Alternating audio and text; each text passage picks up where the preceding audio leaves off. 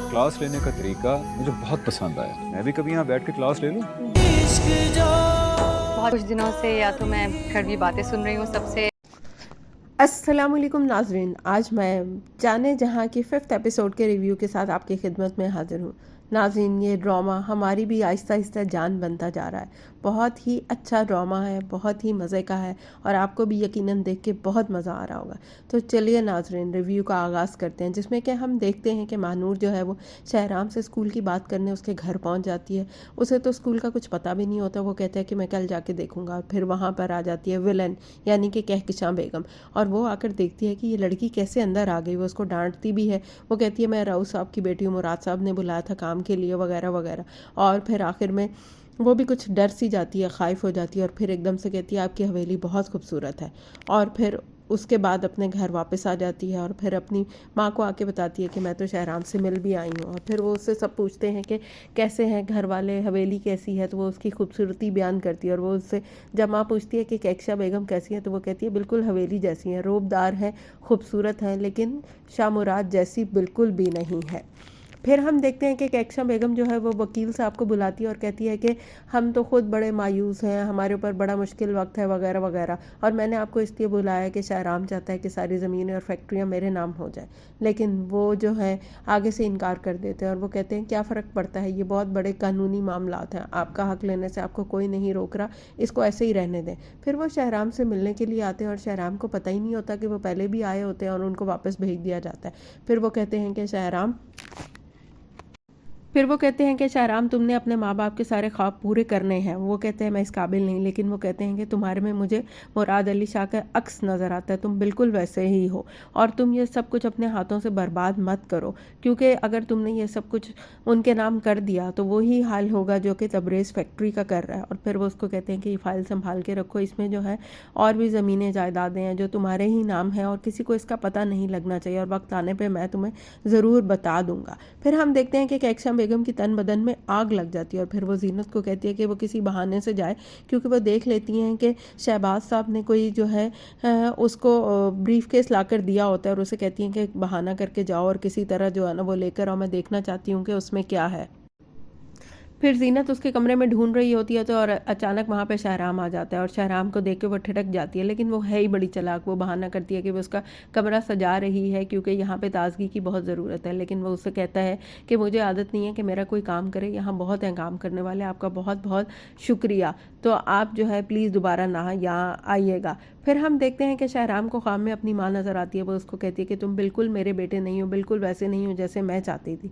फिर अगले दिन शहराम पे चूँकि मानूर की बातों का असर होता है, वो स्कूल की इमारत देखने जाता है। वहाँ पे मानूर भी आ जाती है, उसको समझाती है कि माँ बाप का अक्स जो है वो औलाद में नज़र आता है, और अगर माँ बाप मर भी जाएं लेकिन ख्वाब नहीं मरते। और फिर हम देखते हैं कि वहाँ पे वो अचानक बेहोश हो जाता है और यहीं पे इस किस्त का इख्तिताम हो जाता है।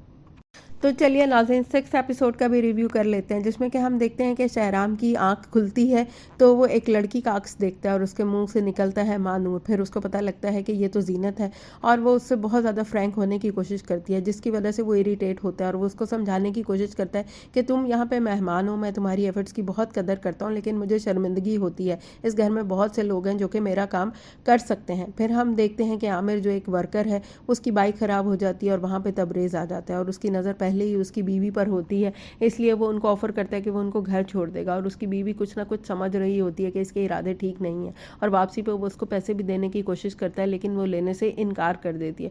तो नाजरीन, मुझे लगता है कि तबरेज़, जिसकी नीयत है ही नहीं साफ, वो जो है वो इसके साथ ज़रूर बुरा करेगा। आपका क्या ख्याल है, कमेंट्स करके ज़रूर बताएं।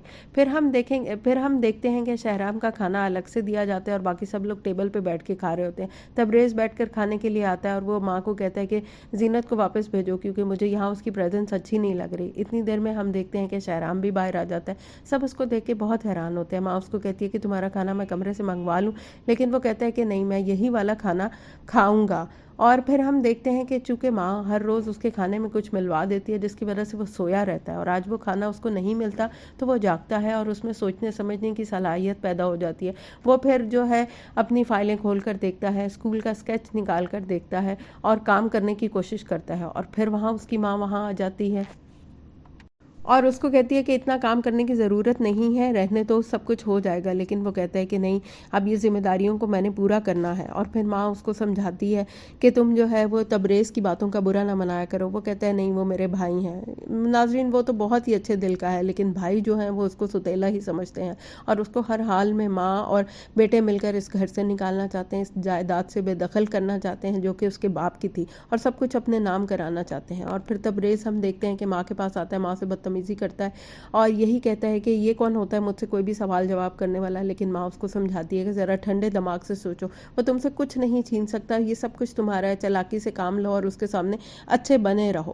پھر ہم دیکھتے ہیں کہ اگلے دن جو ہے وہ تبریز جو ہے وہ اپنی فیکٹری ورکر کو بھی نکال دیتا ہے، اور پھر مانور پہ پھر بھوت سوار ہوتا ہے اور وہ دوبارہ شہرام سے ملنا چاہتی ہے، کیونکہ اس دن تو وہ بے ہوش ہو جاتا ہے اور وہ اسکول کی بات کر ہی نہیں پاتی، اور اگلے دن پھر وہ ان کے گھر آ جاتی ہے۔ اور جب کہکشاں بیگم کو پتہ چلتا ہے کہ یہ وہی لڑکی ہے تو اس کو کچھ خطرہ سا محسوس ہوتا ہے، اور زینت بھی جو ہے وہ کچھ انکمفرٹیبل ہو جاتی ہے۔ پھر وہ اس کو انتظار کرنے کے لیے بٹھا دیتے ہیں، وہ تقریباً 5 گھنٹے وہاں انتظار کرتی ہے، اور پھر شہرام اچانک اٹھ کر آتا ہے اور وہ دیکھ کے حیران ہو جاتا ہے اور کہتے ہیں آپ یہاں؟ تو وہ کہتی ہے میں تو 5 گھنٹے سے یہاں بیٹھی ہوں، اب میں جانے والی تھی۔ تو وہ اس سے معذرت کرتا ہے اور اسے کہتے ہیں مجھے تو پتہ ہی نہیں تھا، کیونکہ ناظرین اس کو پتہ ہی نہیں چلتا، اس کو سلا دیا جاتا ہے، اور پھر جب کوئی آتا ہے اس سے ملنے تو ان کو ٹرخا دیا جاتا ہے۔ پھر وہ اس سے بات کرتی ہے کہ میں یہاں پہ اسکول جو ہے وہ میں پڑھانا چاہتی ہوں، تو وہ کہتا ہے کہ میں نے حساب لگایا ہے تقریباً 5-6 مہینے لگیں گے اسکول کے بننے میں، اس لیے میں نے یہ ایک حل سوچا ہے کہ آپ یہاں لان میں جو ہے بچوں کی کلاس لے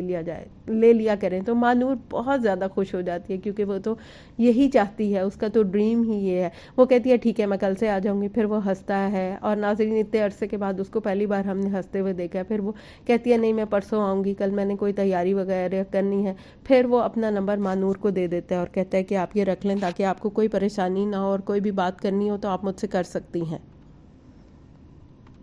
پھر مانور اس سے پرومس لیتی ہے کہ اب وہ ہر حال میں یہاں آئے اور آ کے پڑھائے گی اور اسے کوئی بھی مسئلہ نہیں ہوگا، اور وہ پرومس کر لیتا ہے۔ یہیں پہ اس قسط کا اختتام ہو جاتا ہے۔ چلیے ناظرین، نیکسٹ پرومو کا بھی ریویو کر لیتے ہیں، جس میں کہ ہم دیکھتے ہیں کہ وہ بچوں کو کہانیاں سناتی ہے، ان کو اس طرح سے پڑھاتی ہے، اور اکثر جو ہے وہ شہرام سن رہا ہوتا ہے، اس کو اس کا یہ پڑھانے کا طریقہ بہت زیادہ پسند آتا ہے، اور وہ اسے آ کے کہتا ہے کہ مجھے آپ کی کلاس لینے کا طریقہ بہت پسند ہے، میں بھی کبھی کبھی آ جایا کروں۔ اور ادھر ہم دیکھتے ہیں کہ کہکشاں بیگم کو بھی اس کی آمد بہت بری لگ رہی ہوتی ہے، اور زینت بھی اس کی وجہ سے بہت زیادہ انسیکیور ہو رہی ہوتی ہے، اور اس کے دل میں وسوسے آ رہے ہوتے ہیں۔ تو کہکشاں بیگم اس سے پوچھتی ہے کہ تمہیں یہاں اس کے آنے پہ غصہ ہے یا اس کے حسن پہ؟ حالانکہ اس کو دونوں ہی باتوں پہ بہت زیادہ غصہ ہوتا ہے، کیونکہ اس کو لگتا ہے کہ وہ شہرام کے قریب ہوتی جا رہی ہے، اور شہرام بھی اب نہ چاہتے ہوئے بھی اس کے بارے میں سوچنا شروع ہو گیا اور اس کے قریب ہوتا جا رہا ہے۔ تو ناظرین چلیے اب میں چلتی ہوں، بتائیے گا آپ کو کیسا لگا میرا یہ ریویو، یقیناً پسند آیا ہوگا۔ پلیز لائک کر دیا کریں، سبسکرائب کریں، شیئر کر دیا کریں، اور اچھا ناظرین اب میں چلتی ہوں، دعاؤں میں یاد رکھیے گا۔ اللہ حافظ۔